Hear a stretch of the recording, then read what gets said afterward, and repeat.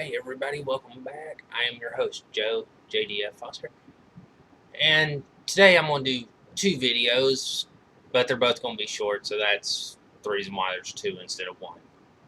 First, I'm going to talk about that thing that happened today that a lot of people probably watched and enjoyed, same as I did, and that's Super Bowl 54, which congratulations to the Kansas City Chiefs for winning. Now, something about this. Now, I'll be honest, when I first started to watch this, I wasn't really caring who won because Kansas City is in the same division as my favorite team, the Denver Broncos, and Broncos have been horrible for years, but hey, I'm still a fan, and I still want the Broncos to be the best in the world, so didn't really want Kansas City to win. But then I looked at the other side, San Francisco 49ers. Sorry, I haven't liked you guys since the early 90s at best, early mid 90s at best, and basically during the years Montana played for them. So I wasn't a fan of you guys either for it. But I knew I had to go with somebody. So I thought about it, and oddly enough, I actually ended up picking the right team, which happened to be Kansas City, who was going to win it.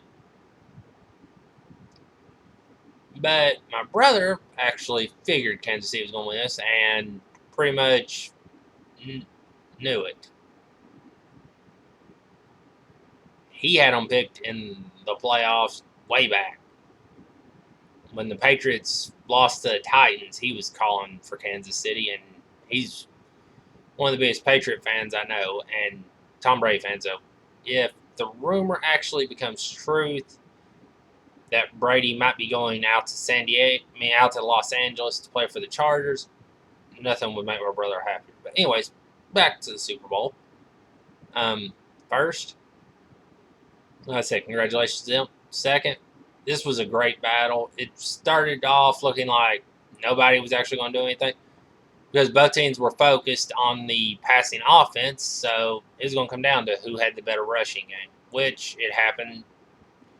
The Chiefs knew what they were doing with that and had actually practiced with it, apparently, because there were times they pulled off runs that were amazing. Yes, San Francisco did have some as well, but not nearly as good as what the Chiefs were able to pull off. And then the Chiefs were able to actually come back during the second half and make their passing game almost equal out, which made it more of a challenge. Whereas San Fran played like they did the first half and didn't have much of a running game and then relied on the field goal to save them. Now, during this game, I watched the commercials, same as anybody else who watches, expecting to see some good ones, some that would make us laugh, some that made us go, huh? Well, unfortunately for me, a lot of them had me going, huh, with that question, because I don't know what it was with this year's Super Bowl commercials, but it's like they were so focused on the idea of, hey, let's drag out this commercial looking like it's going to be about one thing, and then suddenly kick it at the end and make it about something else. To me, that's a mistake. If you're going to make a commercial, the idea is to make it about the topic and sell the product. One example of this was the Snickers bar, where it showed different nation type deals building this great thing. And then at the end, or it's talking about how they were great warriors and things like that. And then at the end of it, they found this hole. And it was like, world just needs a Snickers. Drop a Snickers bar down it. And then suddenly, this two people show up, basically using a selfie stick and taking photos of themselves at this hole, and they fall in. Well, at first, the thing's like, oh, all surprised that somebody fell in. Then it comes out with the joke that, hey, the Snickers hole is working, which makes it seem like they're going into human sacrificing. to the great Snickers bar, which is weird. Your idea is to sell the product of Snickers, not to sell the idea of, let's make the most out there commercial, because even though people are going to talk about it, they're not going to want to understand it as much. They're going to find it weird, and it could actually harm your sales down the line. Another couple of commercials that I saw run, which I think were kind of interesting that they ran them, were the political ads for Donald Trump and Mike Bloomberg. The fact that you ran these during the Super Bowl proves to me that these two people are actually worried about their chances in an upcoming election hopes. Because they're having to show these early when nobody else pretty much has the money to run a commercial during the Super Bowl. Because you could actually watch the Super Bowl and it would show you what the price was. The last time the Kansas City Chiefs won the Super Bowl, as to what it was this year, and the price is outrageous. Like, you're looking at a $300-400 commercial back then. Nowadays, that commercial is about $2 million. So the fact that these people were putting up I think they both had two commercials run during the Super Bowl. I can't remember exactly.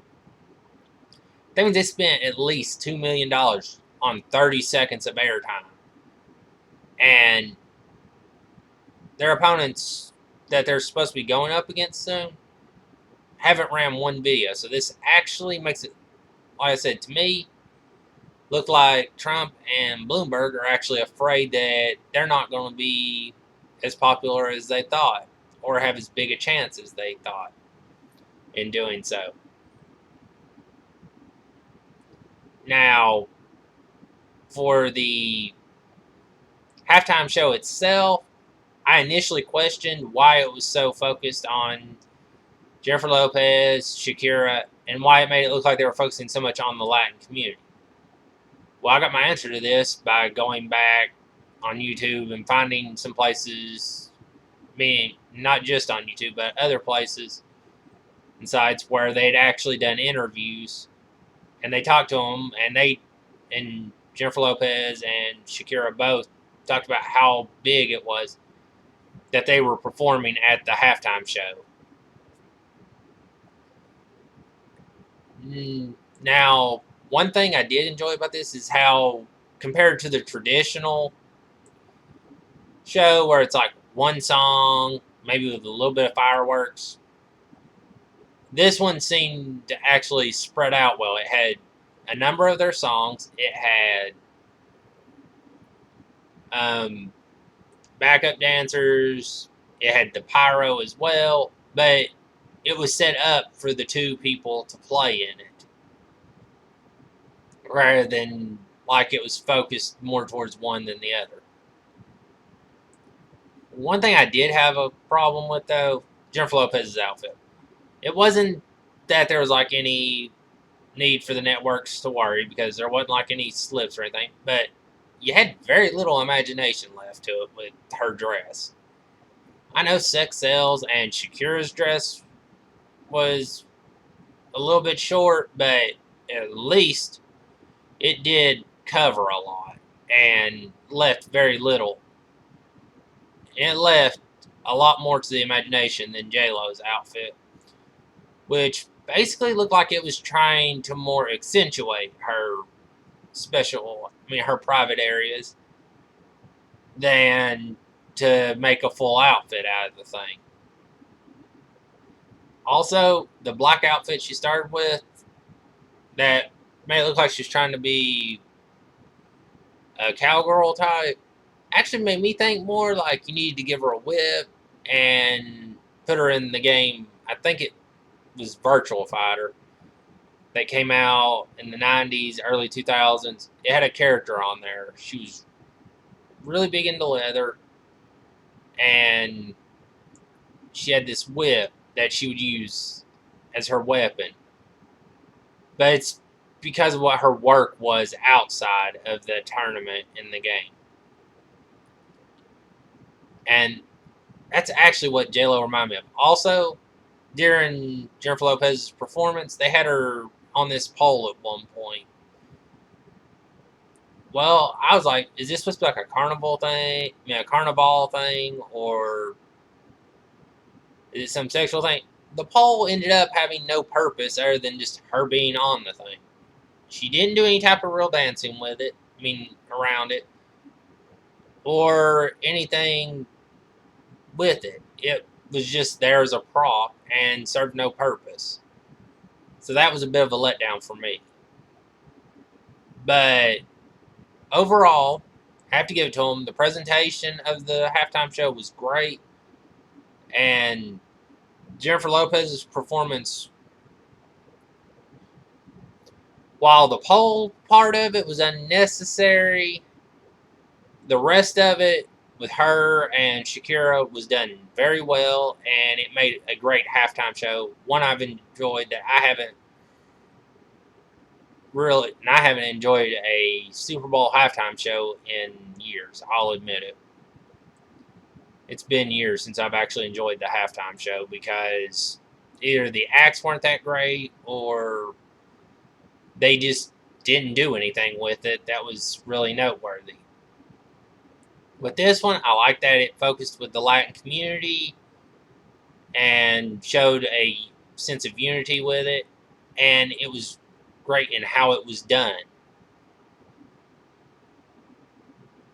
And it gave fans a chance to enjoy videos they'd seen, enjoy songs they'd heard in the past that they enjoyed, as well as some they may not be familiar with, which was in my case, 2 or 3 songs of each of them. And then the second half began, and the Chiefs ended up going down. I thought the way the game was going, when the 49ers took the lead back, and as much as it bugged me, I thought the 49ers were actually going to win this thing because the Chiefs had messed up, and it was looking bad. And then they made mistake after mistake. Well, then the Chiefs ended up doing something amazing and making a comeback. And once they came back to take the lead, then they increased their lead. The part that kind of bugged me was that it used to be, that in past years, when it hit that 2-minute mark, it was kind of crazy.